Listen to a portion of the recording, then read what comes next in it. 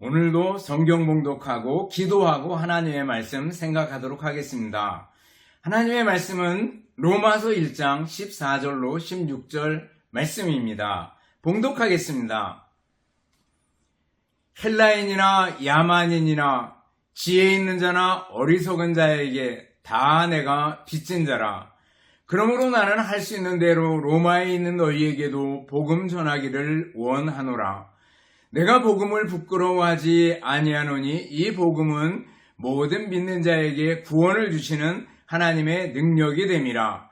먼저는 유대인에게요, 그리고 헬라인에게로다. 아멘. 기도하겠습니다. 사랑과 은혜가 풍성하신 하나님 아버지 감사합니다. 이 시간도 다시금 하나님의 말씀을 생각하는 소중한 시간입니다. 이 말씀들 마음에 새기고 믿음으로 승리하며 살게 하옵소서. 예수님 이름으로 기도드리옵나이다. 아멘. 여러분 다시 만나서 반갑습니다. 주님의 이름으로 여러분들을 진심으로 사랑합니다. 또 한 주간 지나오면서 감사할 일들을 생각해보고 감사할 수 있기를 바라겠습니다. 4월에 들어서면서 곳곳에 꽃이 피는 걸 봅니다. 그러면서 정말 계절이 한 바퀴 돌아왔구나 라는 생각을 합니다. 그때마다 하나님께서 지으신 모든 만물들 그리고 하나님께서 만드신 것들을 보면서 늘 감사하는 마음 가지고 살았으면 좋겠습니다. 여러분들 빚을 져본 적이 있습니까? 우리에게 그런 일이 있어서는 안 되겠지만 다른 사람에게 돈을 빌리거나 혹은 은행에서 대출을 많이 받았는데 갚을 길은 별로 없고 그리고 갚아야 될 날짜는 다가오고 그러면은 정말 입이 바싹바싹 마르게 되는 걸 볼 수가 있습니다. 여러분들 빚을 져봤는가? 중요한 것은요, 빚진 자의 마음 상태가 어떨까 하는 점입니다. 얼마나 마음을 졸이고 얼마나 마음이 정말 끙끙대게 되는지 모릅니다. 그런데 오늘 바울 사도는 복음에 대해서 다 내가 빚진 자라 이렇게 말씀하고 있습니다. 오늘 바울 사도는 헬라인이나 야만인이나 지혜 있는 자나 어리석은 자에게 다 내가 빚진 자라 이렇게 말씀하고 있는 걸 볼 수가 있습니다. 여기 빚은 돈이나 물건이 아닙니다. 또 단순히 신세를 많이 졌다라는 말도 아닙니다. 또 바울사도가 여러 가지 자라오면서 받은 교육이나 다른 사람에게 받은 은혜만을 가리키는 것도 아닙니다. 여기 빚이라고 표현한 것은 바로 책임과 의무를 표현하는 말입니다. 아주 강력하게 표현하면서 빚이라고 얘기를 합니다. 엄마가 아이를 키울 때 그 아이를 키워나갈 때 책임과 의무를 다 가지고 아이를 키우는 걸 볼 수가 있습니다. 부모는 아이가 자라가는 동안에 교육하고 훈련하고 돌보는 일을 책임과 의무로 알고 있습니다. 그런데 그 책임과 의무를 바로 바울사도는 빚이라고 표현하는 걸 볼 수가 있습니다. 자기가 빚진 자의 심정으로 복음을 전해야 되겠다라는 거죠. 다 내가 빚진 자라. 나에게는 복음에 대한 책임과 의무가 있다. 빚진 자가 마음 졸이면서 빚을 갚을 날을 기다리는 것처럼 바울사도는 복음을 내할 때 이 복음을 전해야지. 어떻게 하든지 이 복음을 전파해야지 라는 생각을 늘 가지고 있었습니다. 그러면 오늘 다 내게 빚진 자라 라는 말씀을 통해 가지고 오늘 우리는 누구에게 빚을 졌으며 그 빚을 누구에게 어떻게 갚아야 되는지 좀 더 구체적으로 살펴볼 수 있습니다. 첫 번째는요, 오늘 우리는 누구에게 어떤 빚을 졌는가 라는 거예요. 우리 그리스도인들은 하나님과 사람들에게 복음의 빚, 사랑의 빚을 진 사람들입니다. 먼저 하나님께 빚진 사람입니다. 우리의 복음의 창시자가 누구셔요? 하나님이시죠. 복음의 근원이 누구셔요? 하나님이시죠. 바로 하나님께서 복음을 만드셨고 우리에게 구원의 복음을 주셨다라는 거죠. 하나님께서는 그 아들 예수 그리스도를 이 땅에 보내주셨습니다. 왜요? 죄인들을 구원하시려고. 죄인인 우리들은 어땠어요? 허물과 죄로 죽어있는 상태입니다. 전적으로 무능력한 상태에 있습니다. 공중의 권세 잡은 자 마귀를 따르는 사람이었습니다. 마귀의 종이었고 노예였습니다. 그런데 그들을 죄 가운데서 구원하기 위해서 하나님께서는 예수님을 이 땅에 보내주셨습니다. 인간의 죄의 문제를 스스로 해결할 수 없습니다. 그래서 하나님께 도달할 방법이 없었습니다. 그런데 하나님께서 먼저 손을 내미셔서 예수 그리스도를 이 땅에 보내셨고 우리 예수님께서 십자가에 죽으시고 사흘 만에 다시 사셨습니다. 왜 십자가에 죽으셨습니까? 바로 저와 여러분의 죄 때문에. 예수님께서는 죄가 없으신데 우리의 죄를 대신 짊어지시고 십자가를 지셨다라는 거예요. 우리 대신 죽으시고 죄의 값을 치러주셨다라는 거죠. 그리고 사흘 만에 부활하심으로 죽음의 권세를 깨뜨려버리고 죄와 사망의 권세를 물리쳐버리셨다라는 걸 우리가 압니다. 이게 바로 복음이죠. 하나님께서는 예수 그리스도를 통해서 복음을 만드셨고 복음의 그 복된 소식을 우리에게 주셨다라는 겁니다. 이런 의미에서 우리는요, 하나님께 무한한 사랑을 받은 사람이고 하나님께 복음의 빚을 진 사람들입니다. 뿐만 아니라 우리들이 살아가는 동안에 매일매일 하나님께서 우리를 보호하시고 인도하시고 하나님의 은혜 아니면 살아갈 수 없는 우리들 아니겠어요? 호흡하며 숨쉬며 가정에서 교회에서 직장에서 일터에서 일할 때마다 하나님께서 우리를 위로하시고 우리를 만나주시고 우리와 동행하신다는 거 생각할 때 얼마나 감사합니까? 이 모든 것이 하나님의 은혜고 하나님께서 우리에게 베풀으신 것들입니다. 예수 그리스도를 통해서 우리에게 구원의 은혜를 베풀어 주시고 날마다 살아가는 동안에 새 힘으로 공급해 주시는 우리 하나님의 은혜, 이 모두가 다 우리에게 빚으로 다가오는 줄 압니다. 또 우리는 신앙의 선배들에게 빚진 사람입니다. 지금 우리는 대한민국에 태어나서 살고 있습니다.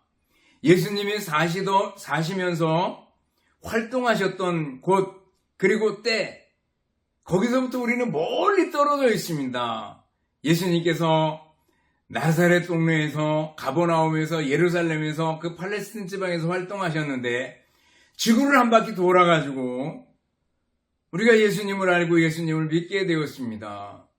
그리고 예수님이 활동하시던 때는 2000년 전이었습니다.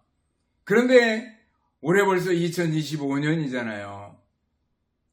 시간적으로 멀리 떨어져 있고 그리고 장소적으로도 멀리 떨어져 있는데 그런데 우리들이 예수님을 알고 예수님을 믿게 되었다라는 거죠. 그 중간에는요, 이 복음을 전해주고 또 전해준 신앙의 선배들이 있습니다.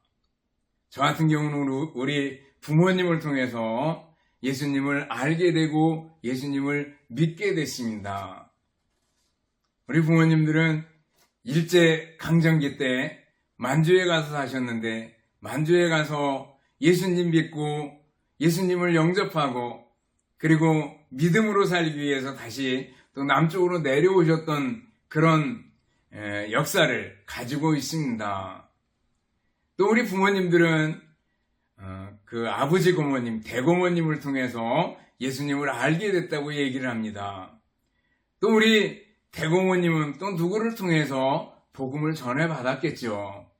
여러분들, 이 땅에 복음이 들어오고 우리에게 복음의 은혜가 미치기까지 수많은 선교사님들과 또 성경을 번역한 분들 피와 땀과 눈물 덕분에 우리들이 지금 예수님을 알고 예수님을 믿게 됐는 줄 믿습니다. 기독교 역사를 보면은요, 유대지방에서 로마에서 로마 전역에 복음이 퍼지게 되고, 그 복음이 유럽으로 다 퍼지게 되고, 그리고 나중에 청교도들을 통해 가지고 미국까지 건너가게 되고, 그리고 또 미국에서 선교사들을 통해 가지고 우리나라에 복음이 들어오게 되는 그런 역사를 보게 됩니다. 여러분들, 우리들 신앙의 선배들이 한 사람 한 사람 전도의 연결고리를 통해 가지고 우리들이 예수님을 알고 예수님을 믿게 되었다라는 거예요. 얼마나 감사합니까? 여러분들 다시 한번 하나님께 감사하고 찬송할 수 있는 우리들이 되어야 될 줄 압니다. 우리들은 하나님께 빚을 진 사람입니다. 신앙의 선배들에게 빚을 진 사람들입니다. 복음을 받았으니까요. 그러면 두 번째로 우리는 누구에게 빚을 갚아야 합니까? 오늘 바울사도는요, 헬라인이나 야만인이나 지혜 있는 자나 어리석은 자에게 다 내가 빚진 자라라고 얘기하고 있습니다. 이는 온 세상 사람들 다를 가리키는 겁니다. 온 세상 사람 모든 사람에게 복음의 빚을 갚아야 된다라는 거죠. 여기 헬라인, 지혜 있는 자, 이 말은요, 헬라어를 쓰는 사람, 당시에 지식이 있는 사람, 배운 사람, 이런 의미가 있는 줄 압니다. 헬라인 그럴 때는 스스로 지식이 있다고 생각하고 고학력자이라고 생각되고 상당히 그래서 교만해서 복음을 받아들이기가 많이 힘듭니다. 지금도 많이 배웠다고 하는 사람들은 예수님의 동정녀 탄생, 또 예수님의 부활, 성경에 나오는 기적들 믿을 수 없다, 비합리적이다, 주술과 신하다, 이렇게 생각해버리는 것을 볼 수가 있습니다. 바울사도는 그들에게도 복음이 필요하다, 그들에게도 내가 빚진 자다라는 거죠. 야만인, 그럴 때는 그냥 헬라어를 쓸지 모르는 사람, 헬라인과 비교할 때 많이 배우지 못한 사람, 이렇게 얘기할 수 있습니다. 인종적으로 또 지역적으로 시간상으로 공부하기 어려운 나라에 태어나서 공부를 제대로 못한 사람, 그럴 수 있어요. 그랬을 때 그들에게도 뭐예요? 복음이 필요하다라는 겁니다. 우리 부모님 같은 경우는 우리 아버지가 1906년생이고 우리 엄마가 1915년생이에요.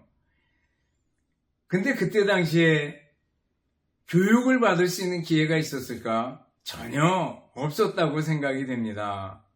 그런데 결혼해서 만주에 가서 예수님을 믿고 완전히 굉장히 앞서서 가는 분들이 되었다라는 생각을 참 많이 합니다. 우리 엄마 같은 경우는 교육을 제대로 받았다면 아주 대단히 뛰어난 학자가 되었을 텐데 라는 생각을 가끔 할 때가 있습니다. 교육을 많이 받았든지 지식이 많이 있든지 학벌이 좋든지 아니 전혀 그렇지 못하든지 중요한 것은 그들에게 다 내가 빚진 자라 바울사도는 이렇게 표현하고 있습니다. 또 16절 보면은 유대인이나 헬라인에게로다 라고 얘기하고 있어요.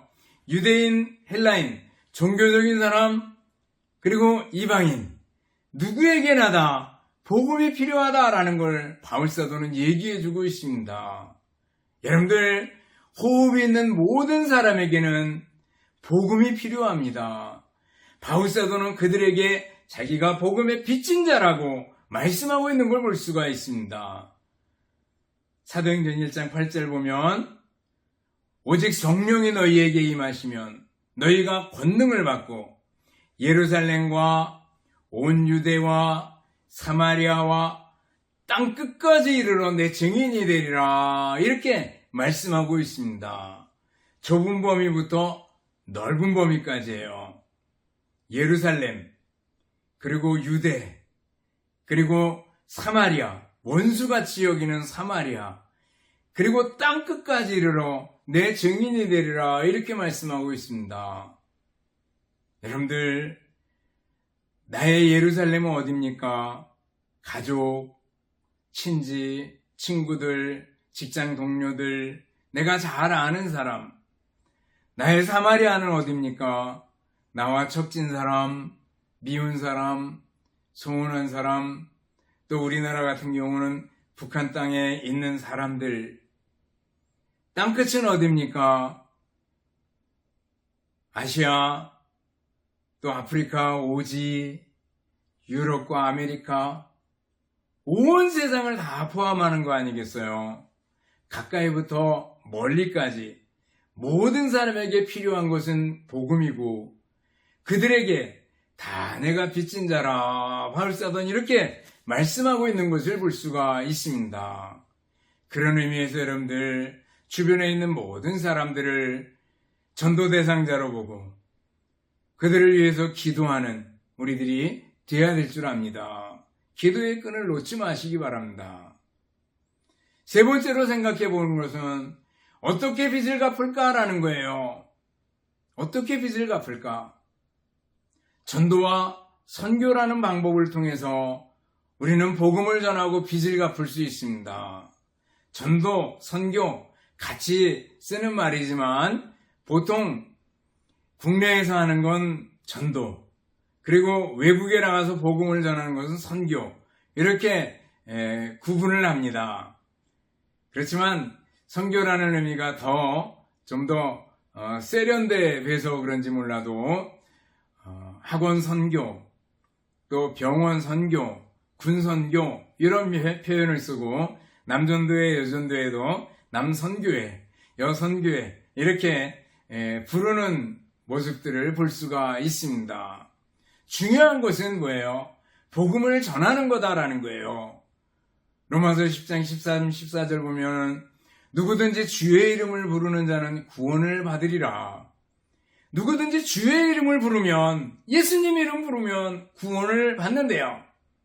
그런즉 그들이 믿지 아니하는 일을 어찌 부르리요?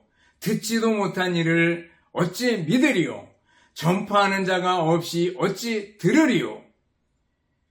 예수님을 부를 수도 없고 믿을 수도 없고 들을 수가 없다는 거예요. 어떻게 하면요? 전하는 자가 없으면. 여러분들 복음을 전하는 건 정말 중요한 겁니다. 우리는 복음 전하는 일에 관심을 가지고 다시 한번 전도에 한번 열심을 내볼 수 있기를 바랍니다. 먼저 전도를 생각해 보셔요. 전도는 크게 다시 두 가지 방법으로 전하게 되겠죠. 하나는 말로, 하나는 행동과 모범으로 전하는 겁니다. 그렇기 때문에 아주 가까이 있는 사람들에게 예수님 믿지 않는데 굉장히 가까이 있어요. 이런 사람들이 더 복음을 받아들이기가 많이 힘듭니다. 그 레리 모이오 목사님 얘기를 자주 하지만 전도 강의를 하는 목사님입니다. 그분이 자기 아버지가 예수님 믿지 않았는데 늘 기도했대요. 어떻게 해요? 주변에 예수님 잘 믿는 사람 붙여달라고 기도했대요. 그리고 20년 만에 전화가 왔더래요. 그러면서 아들아, 내가 예수님 믿기로 했다라고 얘기를 하더라는 거예요. 전도 강사인데 아버지가 예수님 믿지 않는 것 때문에 늘 그렇게 고민하고 기도를 많이 했다고 얘기를 합니다. 여러분들 가까이 있는 사람들이 복음을 전해줄 때 잘 받아들이기 힘든 이유는 뭐예요? 너무 잘 알기 때문에 우리의 말, 우리의 행동, 우리의 약점, 우리의 단점 다 알기 때문에 더 힘든 경우를 보게 됩니다. 그럴 때는 정말 주변에 좋은 사람 붙여달라고 기도하는 우리들이 되어야 될 줄 압니다. 우리는 말로 전하고 행동으로 전하게 되는데 어떤 사람은 자기는 말보다는 행동과 모범으로 복음을 전하겠다 이렇게 말합니다. 그러나 말로 전하지 않으면 상대는 모릅니다.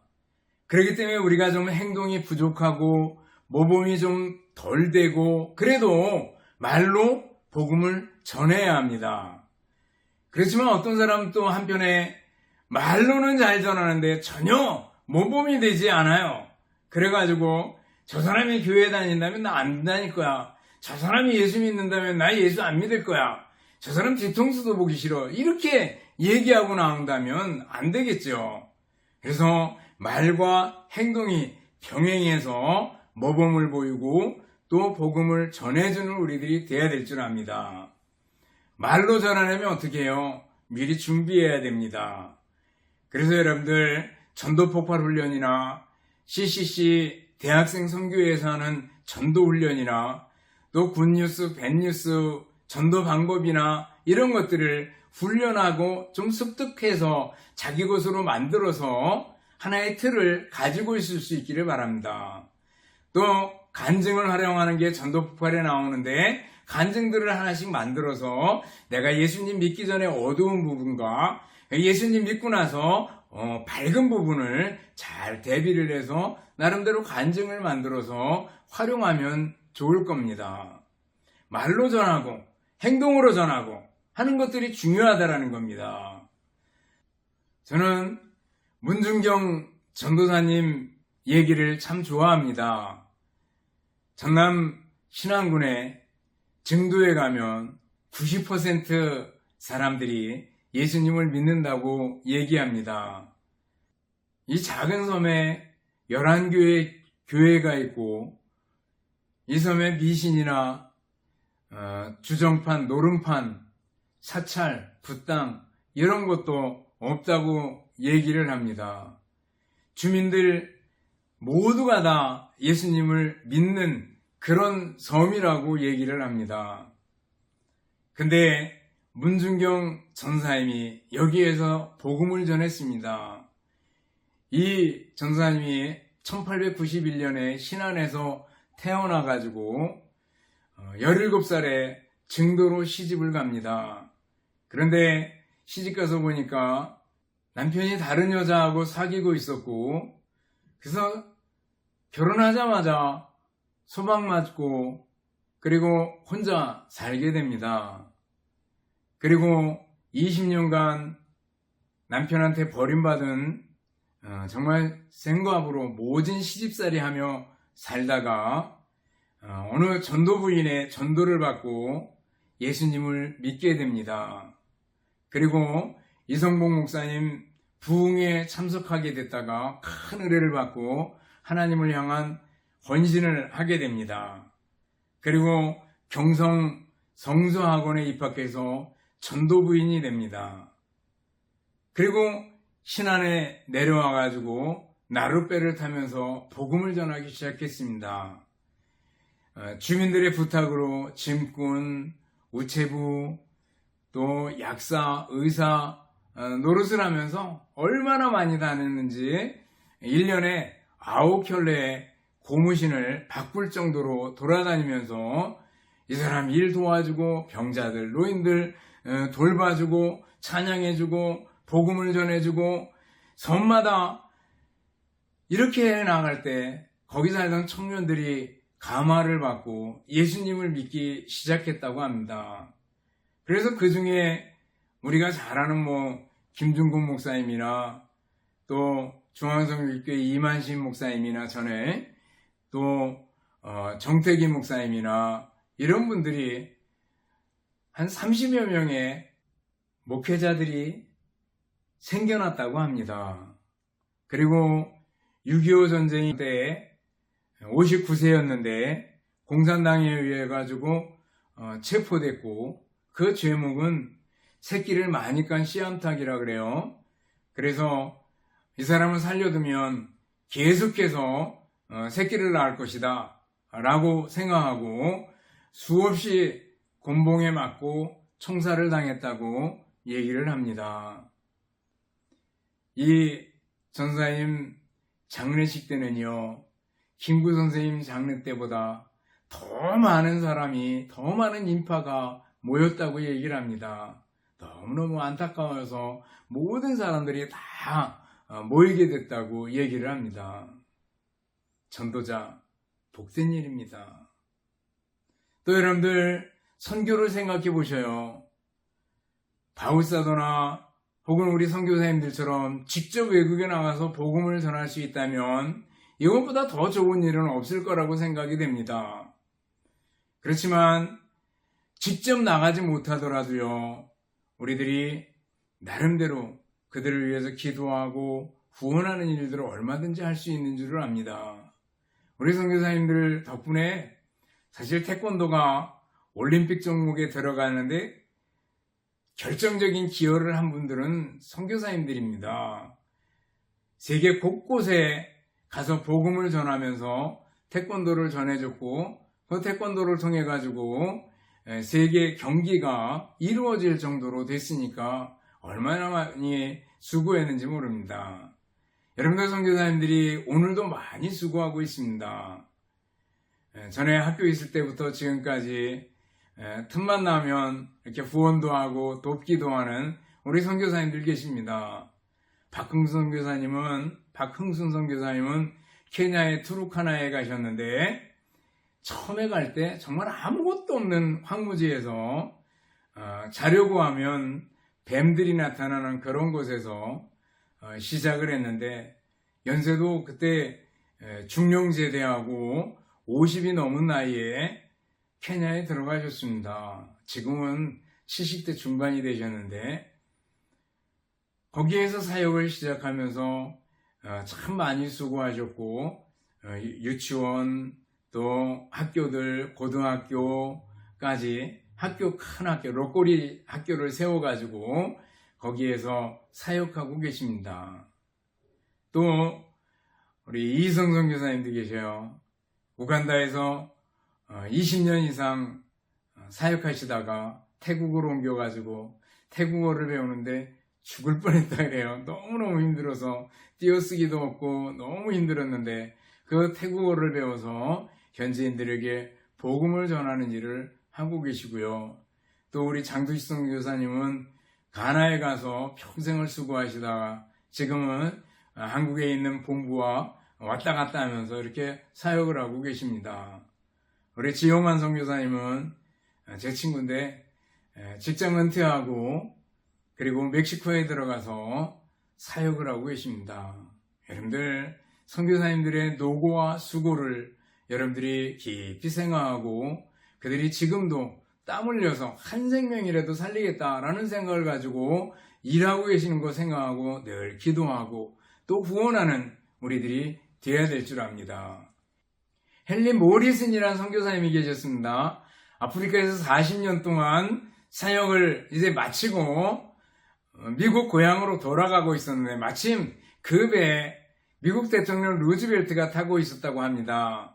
그리고 내릴 때가 됐는데 많은 사람들이 나와서 대통령을 환호하고 환영하고 했는데, 자기는 40년 동안 일했는데 내려왔는데 너무 쓸쓸하더라는 거예요. 그래서 한편 생각하면서 난 40년 동안은 일을 했는데 내가 뭐 한 거지? 라는 생각을, 이룬 것이 없는 거 아닌가? 라는 생각을 했을 때 하나님께서 번뜩 생각을 하나 들려주시더래요.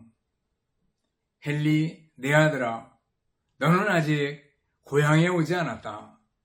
내가 고향에 돌아오는 날 레드카펫이 아닌 황금길로, 군악대가 아닌 천사들의 나팔 소리와 함께 내가 마중 나가마 라는 음성을 들려주시더라는 거예요. 여러분들, 선교에 헌신한 분들 하나님께서 귀하게 보시는 줄을 믿습니다. 우리가 직접 선교지로 나가지 못하더라도 늘 선교사님들이 위해 기도하고 또 후원하는 우리들이 되어야 될 줄 압니다. 말씀을 정리합니다. 우리는 빚진 자입니다. 빚진 자의 심정으로 일하고 복음을 전해 나가야 합니다. 우리는 누구에게 빚진 사람입니까? 하나님께, 그리고 신앙의 선배들에게 빚을 지고 있습니다. 우리가 누구에게 빚을 갚아야 됩니까? 헬라인, 야만인, 유대인, 헬라인 모든 사람들에게, 온 세상 사람들에게, 가까이부터 멀리 있는 사람들에게 복음을 전해야 됩니다. 전도 대상자로 삼고 품고 기도해야 합니다. 그리고 이 빚을 어떻게 갚아야 합니까? 전도를 통해서, 선교를 통해서 가능한 줄 압니다. 여러분들, 다시 한번 복음의 빚진 자로 전도에 관심을 가지고 살아가는 여러분들이 될 수 있기를 주님의 이름으로 축원합니다. 기도하겠습니다. 하나님 아버지 은혜와 사랑을 감사를 드립니다. 오늘 바울 사도가 복음의 빚진 자로 여긴 것처럼 우리들도 빚진 자의 심정으로 복음을 전하게 하여 주시옵소서. 주변에 예수님을 모르는 사람들 예수님 믿을 수 있게 해주시고 선교사님들이 하는 모든 사역 속에 은혜를 베풀어 주옵소서. 감사드리오며 예수님 이름으로 기도드리옵나이다. 아멘. 축도하겠습니다. 이제는 우리 주님 예수 그리스도의 은혜와 하나님 아버지의 극진하신 사랑하심과 성령님의 교통하시며 인도하심이 함께 모여 예배드리며 말씀 듣는 우리 성도들 머리머리 위에와 가정들 위에 주님의 몸된 교회와 우리나라 민족 위에 이제로부터 영원토록 함께 있을지어다. 아멘.